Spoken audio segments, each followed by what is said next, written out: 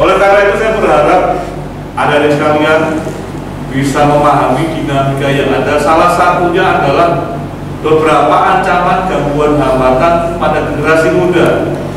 Di antaranya yang saat ini banyak terjadi di Palembang adalah aksi balap liar.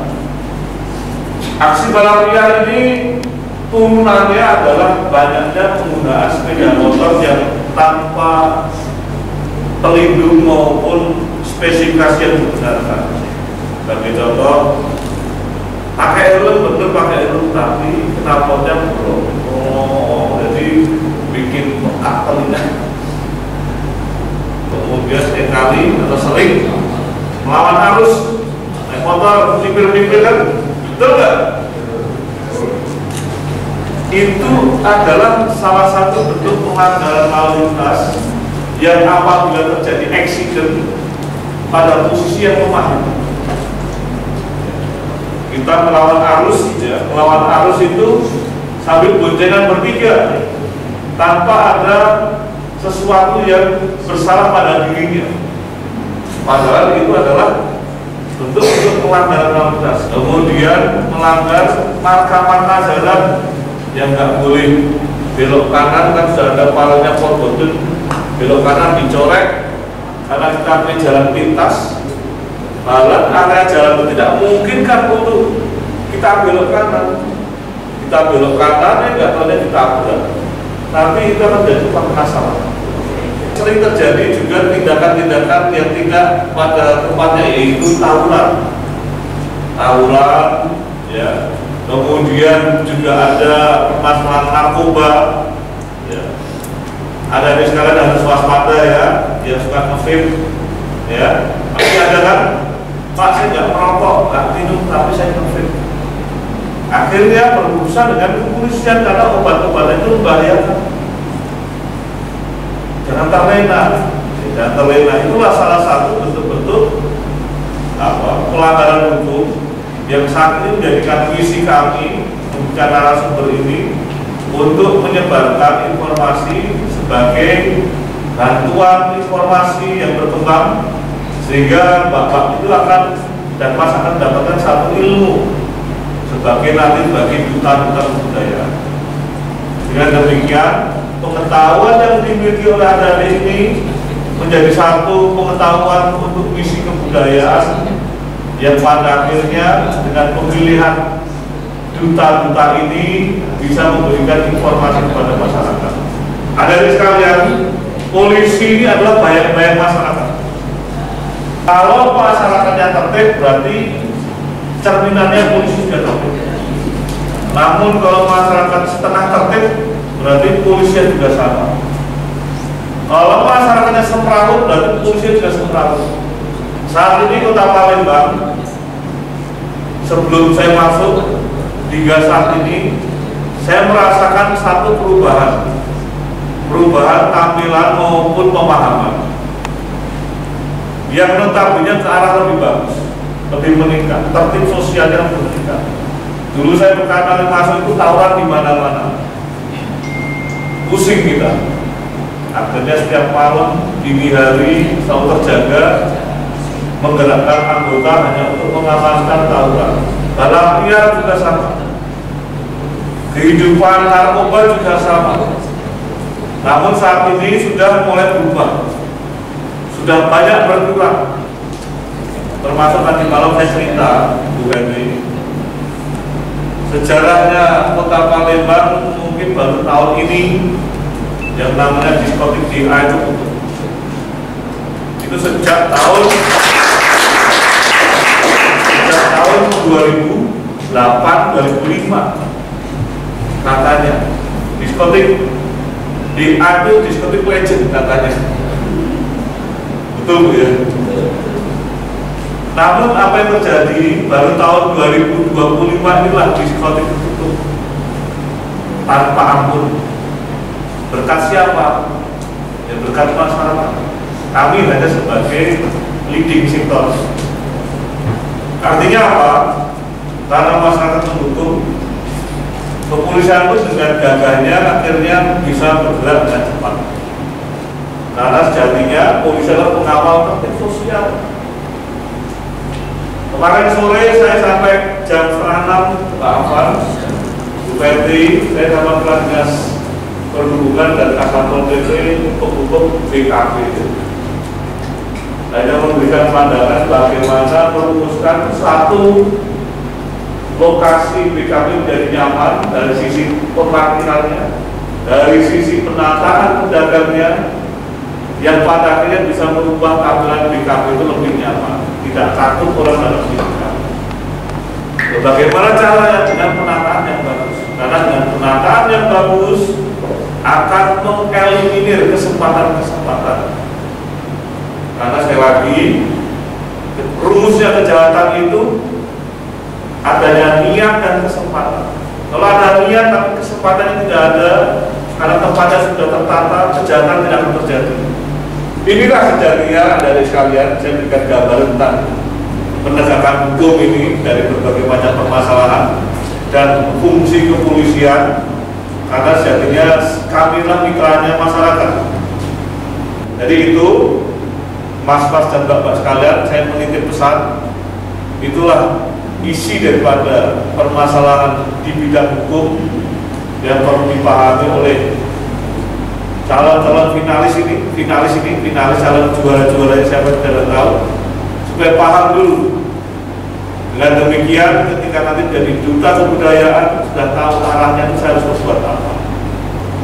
Terima kasih atas kesempatannya. Itu adalah bagian daripada pembulatan yang saya sampaikan dalam penyampaian narasumber ini. Ya, semoga bermanfaat bagi mas-mas dan bapak sekalian tentang mengenal tugas-tugas kepolisian yang pada akhirnya misi-misi sebagai duta nanti akan bisa dapat diimplementasikan dengan sebaik-baiknya. Kurang lebihnya saya mohon maaf kepada Allah Subhanahu wa Ta'ala, kami mohon ampun. Saya akhiri mulai taufiq wal hidayah. Wassalamualaikum warahmatullahi wabarakatuh. Selamat pagi Bapak. Isi bertanya Pak. Saya Ahmad Darmawan Saputra dengan nomor urut 193. Tingkat kriminal apa saja yang paling tinggi ada di Palembang saat ini? Izin, perkenalkan saya Esa Farazahra Desinenti, nomor 016. Izin bertanya Bapak.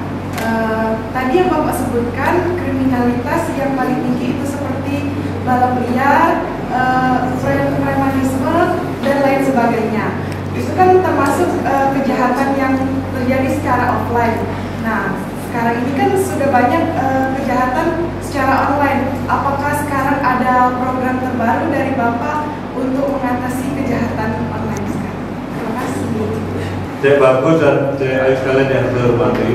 Jadi terkait dengan pertanyaan tingkat kejahatan mau nggak kejahatan apa yang paling banyak di Palembang saat ini adalah yang terkategori istilahnya 3C.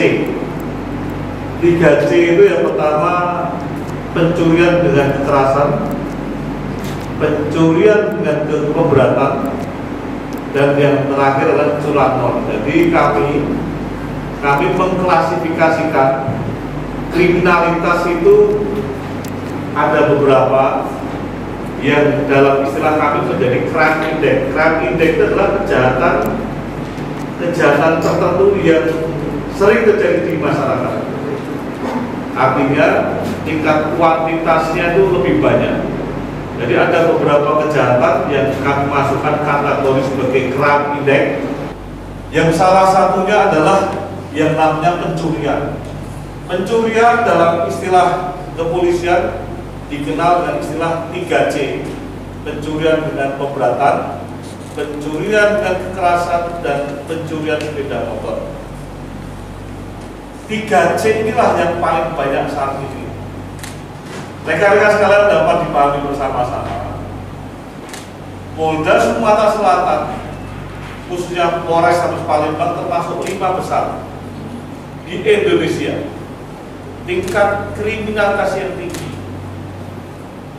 Pernah dengar nggak istilah di Palembang ini? Ternyata Sumsel itu yang katanya sumber daya alam yang melimpah, namun termasuk kategori provinsi atau kota yang termiskin. Pernah dengar nggak?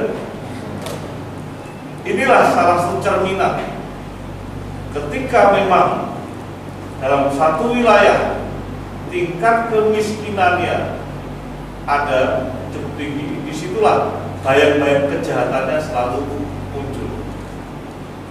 Makanya tidak heran kalau Sumatera Selatan atau Kota Palembang termasuk kategori 5 besar. Dari 5 besar tersebut, kejahatan yang sering terjadi dalam pencurian. Ini tugas berat saya. Tugas berat saya selaku pemangku kepentingan di bidang keamanan. Kenapa demikian? Karena pengklasifikasian pencurian dengan kekerasan itu rekan-rekan pernah tahu yang namanya senjata tajam. Senjata tajam menjadi budaya masyarakat Sumatera Selatan. Budaya itu adalah kebiasaan. Marah sedikit hujan, ngambek sedikit suram, siram pakai cuka parah. Itu menjadikan satu budaya dan kebiasaan. Inilah misinya dari sekarang sebagai duta. Yang saya katakan salah satunya adalah kejahatan 3C, kejahatan dengan kekerasan atau pencurian dengan kekerasan sambil mencuri sambil melukai korban. Pencurian dan pemberatan itu adalah ketika masuk pekarangan ke rumah orang. Kita itu budaya banyak yang cuek, rumah ditinggal, kemudian ada CCTV ternyata nggak aktif, nggak dihapus record, dan buat apa? Kemudian meletakkan barang-barang yang mudah menjadi primadona masyarakat para pelaku pencurian. Karena Kota Palembang itu dikenal dengan masyarakatnya yang bukan glamor ya, sehingga tampilannya dikedepankan. Betul atau salah? Ya kan? Itu sudah jadi bukan rahasia umum lagi. Orang Palembang itu pokoknya yang penting tampil dulu. Makanya modis kalau istilahnya bahasa lucunya itu juragan Bogor, biar tekor yang penting kesohor. Artinya dengan kita memiliki barang yang berpotensi untuk menjadi bagian objek yang dilakukan pencurian, kita terlena. Sering saya umumkan pada saat rilis kejahatan, saya minta tolong para wartawan diumumkan. Saat ini orang beli motor itu dengan mudah, nggak perlu pakai DP, bisa. Motor roda 2 itu ibarat kayak emas yang ada di mana-mana. Dengan nilai-nilai yang mungkin motor satu harganya 20 juta, emasnya berarti berapa gram? Yang notabene mudah dihilangkan dan mudah dilakukan pelepasan dijual. Kita nitip pesan berkali-kali, tolong kalau naik motor jangan ditinggal kuncinya. Tolong kalau naik motor jangan diparkir sembarangan, pakailah kunci pengaman tambahan. Tolong kalau parkir motor, sering orang petugas pos antar masih ada paketnya dicuri karena motor dalam tanda hidup. Wow, mengantar paketnya sebentar di dalam tapi ketutupan, akhirnya pencurian pas patroli. Jadi modusnya pelaku kejahatan itu patroli kayak puisi. Mereka patroli melihat mana yang paling menguntungkan ini kesempatan untuk diambil. Inilah yang sering terjadi rekan-rekan sekalian. Kriminalitas 3C paling tinggi di Kota Palembang. Makanya saat ini saya bersama Pak Wali Kota yang pertama, selain kami meningkatkan patroli pada jam-jam crime clock-nya itu adalah jam-jam kejahatan yang sering itu di mana saya analisa. Namun anggota saya terbatas. Para pencuri selalu memanfaatkan keterlenaan petugas. Bisa sudah lewat langsung intip-intip. Jangankan itu. Kemarin di BKP Pak, saya tuh kaget. Ada yang ngomong, Baik di IG, mungkin nanti dibuka ya IG Polisi Palembang ya. Situ kegiatan kami. Nanti di follow aja Polisi Palembang. Jadi begitu masuk BKB Pak di depan toko itu, ya saya nggak ngerti, saya mesti meeting. Ya tertib, pedagang tertib, nggak ada yang sebenarnya selalu nggak ada. Kemudian saya bicara sama kepala dinas perhubungan, salah satu PP, penataan tempat-tempatnya, kami berdiri. Kemudian akhirnya dikasih kesempatan sama pengelola dermaga itu untuk nongkrong sebentar di dalam. Kami minta, emang begini lah Pak, kamu status apa nggak lihat? Kayaknya lihat apa? Itu sangat tertib itu Pak, BKB ini, kita Bapak datang. Sebelumnya itu seberapa jam, 1 jam aja deh. Karena tahu ini ada Pak Kapolres, terus langsung pada lari semua. Banyak petugas satpol jadi rapi. Nanti kalau Bapak pergi, mungkin malam akan muncul lagi. Pernah waktu itu ada satpol PP datang situ pada lari semua. Kejahatan yang konvensional atau yang offline itu cukup banyak. Saat ini kemajuan teknologi kita termanfaatkan dengan sarana yang ada, yaitu salah satunya handphone, komputer, penghubungnya ada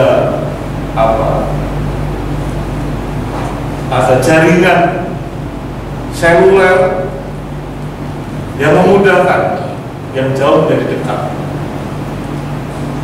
Salah satunya aplikasi-aplikasi yang sering ada di handphone kita, apakah itu berkaitan dengan keuangan, ada e-banking, apakah yang berkaitan tentang pembayaran ada QRIS, apakah yang berkaitan tentang jual beli ada Shopee online.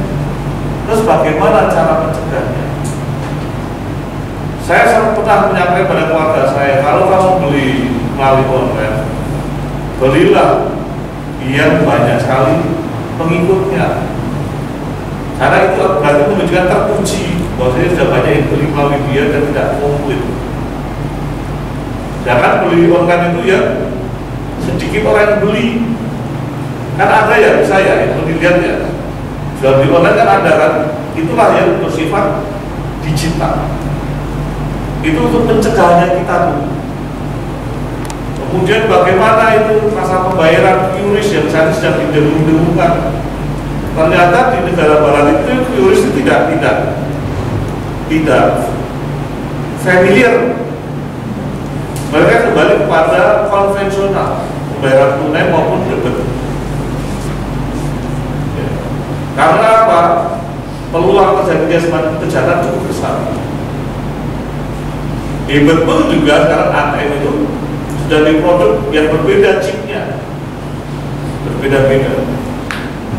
Ini untuk mengantisipasi daripada kejahatan yang bersifat online tadi. Belum yang lain masalah ojol, ya kan? Pura-pura sebagai tukang ojol, nggak taunya melakukan tidak pidana perampasan. Atau sebaliknya, tukang ojolnya jadi korban. Ojol akhirnya digorok, dicuri motornya.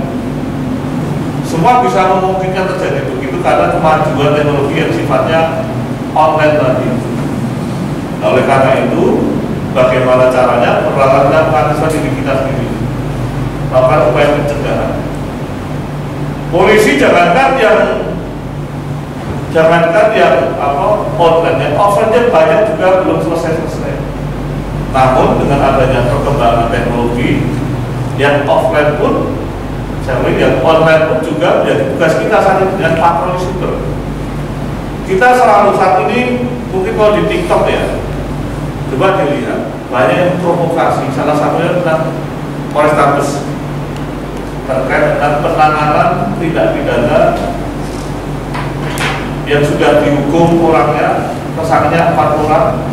1 dewasa, 3 anak tentang pemerkosaan dan pembunuhan yang di Kuburan Cina. Nah, ingat kan? Ya kan? Saat ini di TikTok beredar orang yang membullshitkan. Ini sudah kita dalami, siapa pemilik akun akan kita pidana.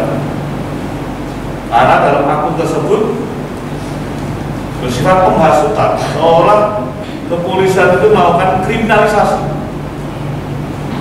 Padahal kepolisian itu hanya tingkat pertama penanganan penegakan hukum, berlapis-lapis, ada polisi, ada jaksa, ada hakim. Yang memutuskan hakim, bukan polisi, salah dan tidak.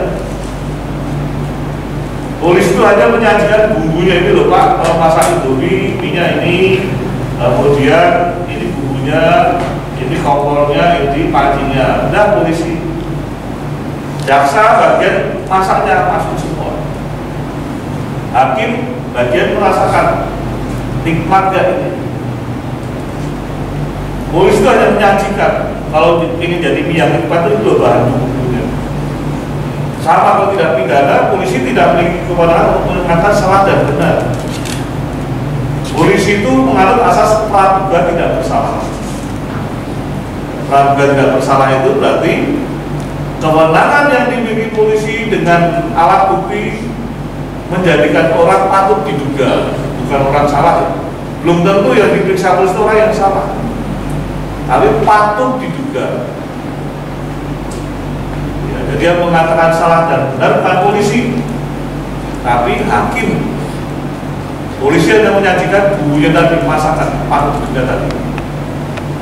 Ya, jadi untuk pencegahan yang online dengan patroli siber, dengan kita kampanye selalu mengatakan hati-hati, hati-hati, ya, karena banyak sekali penipuan online, ngaku-ngaku.